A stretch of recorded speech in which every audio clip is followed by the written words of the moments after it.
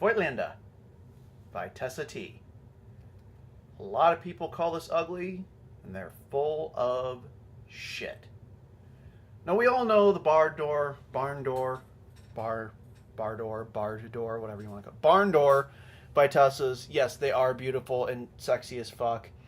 But this to me, and maybe just because it has some personal historic reference to me, is a beautiful camera, and it is, of course, like everything German, engineered way too fucking good. You'll notice my copy has imperfections, and you'll notice when you see my copy on the internet, there's some sort of some gunk up in my light meter, which it's still accurate, and if you can see, let's see if you can actually see the light meter reacting.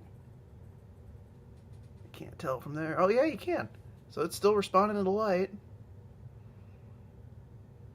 So that's pretty impressive, considering this is a 1956, I believe. So going into this, first off, and I'll put some example shots on this, this lens is really sharp. A good bit of, what's the word I want to use for this? It's got the retro look, but it's a bit contrasty, but not too much.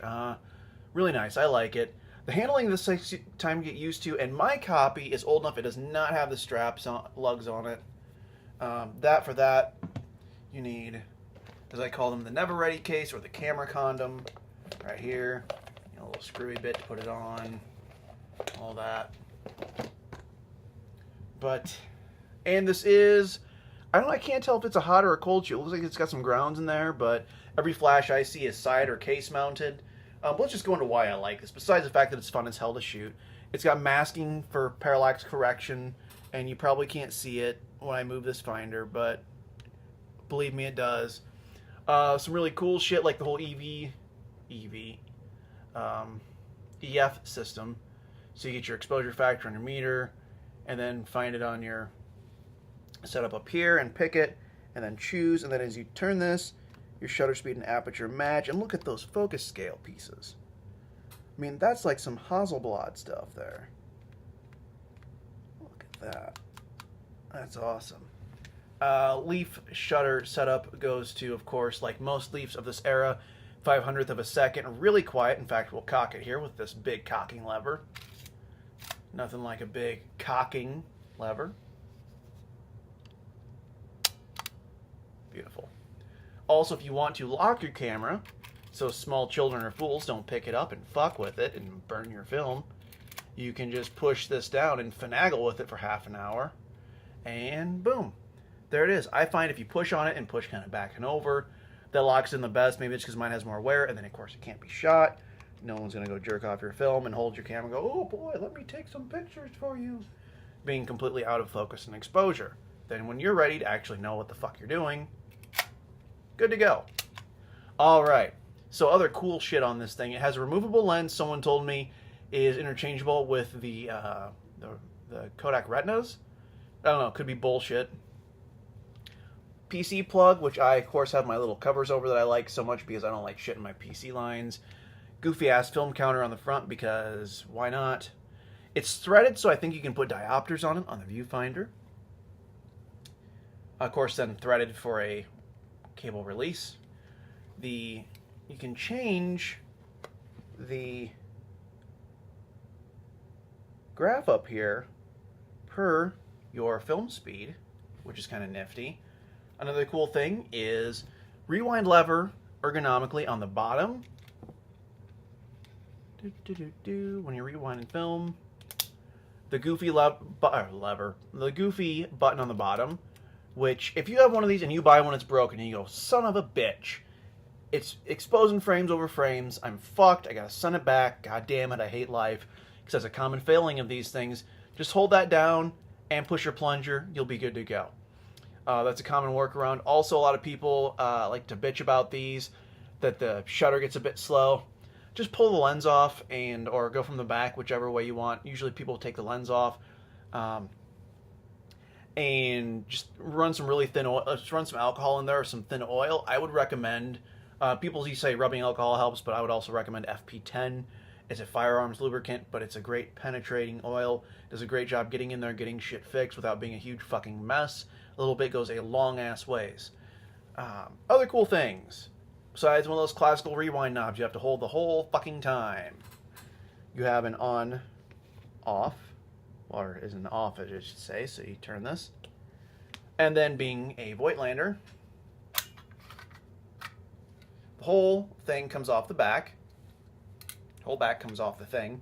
You know, c'est la vie. And then you can load your film up and reset your counter, which you'll see there's a red arrow on that counter, and that's so you can set the full number of frames. So if you're shooting a 12 shot roll, 24 or 36, I just leave mine there because I don't want to really beat on something this old and beautiful that hard.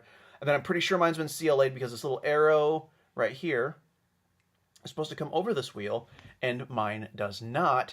So that tells me at some point it's been worked on, which to me is fine. I mean, I don't buy my cameras to be museum pieces. I buy them to enjoy them. So if it's been worked on to survive, you know, it is what it is. But as always, my thoughts, now that I've given you all the basic information you could have found in a 5-second Google on this camera, is it takes some getting used to. You know, you're not going to pick this up, even if you're a rangefinder person, it's going to be like a Zorky 4K where you're just like, okay, cool. There's some getting used to this system, but once you get used to it, it is an absolute pleasure to work. And for build and feel wise, whether it be the leather or the metal, the machine work, the way it feels in your hands, this is one of the nicest built cameras I've ever had my hands on. And I will level that with some of the stuff. I've had my hands on several Hasselblads. I worked in a professional camera shop for about 3.5 years, so we're not going to count plasticky DSLRs, digital plastic.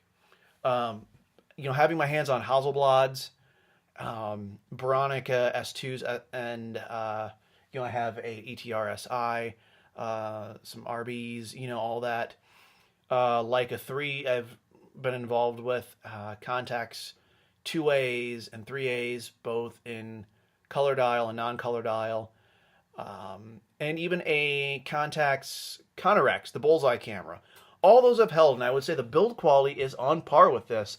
Now, we all know that the Connerex was built like a brick fucking shithouse and ridiculously heavy, so it may not be quite up to that, but nonetheless, this is really top shelf shit. And if you really want to get extravagant on eBay, you can pick one of these up for like $150. If you really want to risk it and maybe do some work or have to clean up some edges, you can grab one for, I don't know, like maybe $40. But I'd recommend it. You know, most of them come with this Color Scope R 2.8. There's a whole bunch of different versions that have, you know, different, whatchamacallits, focusing scales in meters or feet. Mine's in meters, some are in feet. Some go up to a 400 film speed on the scale. Mine only goes to 200. Some have lugs, some don't. You can spend a week documenting all the different sizes of these, or models of these. And I think it'd be really cool eventually to collect them all, except for I don't have that kind of time or patience. I just wanted one to really shoot. But, you know, if you really did want to get into this and get psycho about these, there's 4 or 5 variations. Camerapedia has them all. So it's not like a Kiab where there's a million variations, but enough that you could spend a long time collecting these before you grab the other non-T models. But that's all I got for now. Like I say, this is a fun camera. A little bit of getting used to, but it makes beautiful shots, which you're about to see. A little bit of a dark finder, which you'll see too. I'll put a finder shot in there. I'll be a lazy ass and take my iPhone and shoot through the finder. And then from there, you'll be able to see example shots and see why you should pick one up. Cheers.